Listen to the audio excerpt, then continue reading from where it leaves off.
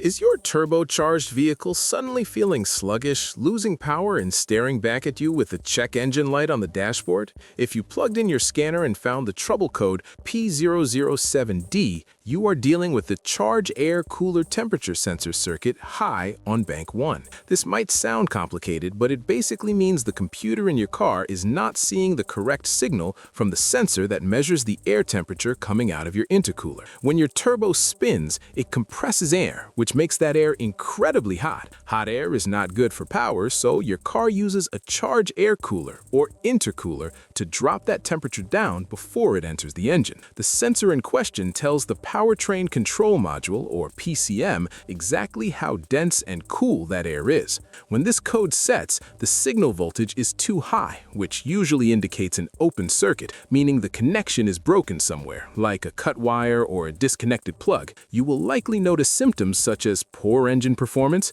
a significant decrease in fuel economy, and your vehicle might even be stuck in limp mode to protect itself. If you drive a diesel, the particulate filter regeneration might not be working too. The causes are often a faulty sensor, damaged wiring, or in rarer cases, a failed PCM. To fix this, you need to start with a visual inspection. Pop the hood and look at the sensor and its wiring harness. Look for any loose connections, burned wires, or corrosion. If everything looks okay on the outside, you will need a digital multimeter and a scan tool. A great trick is to use your scan tool to watch the sensor data. If you disconnect the sensor, the value should drop very low. Then, if you carefully use a jumper wire across the harness terminals, the reading should spike to a very high temperature. If it does, your wiring is good and the sensor is likely the problem. You can also test the sensor resistance with your multimeter set to ohms. As the engine warms up, the resistance numbers should drop smoothly. If the resistance stays high even when the engine is hot, the sensor is dead and needs to be replaced.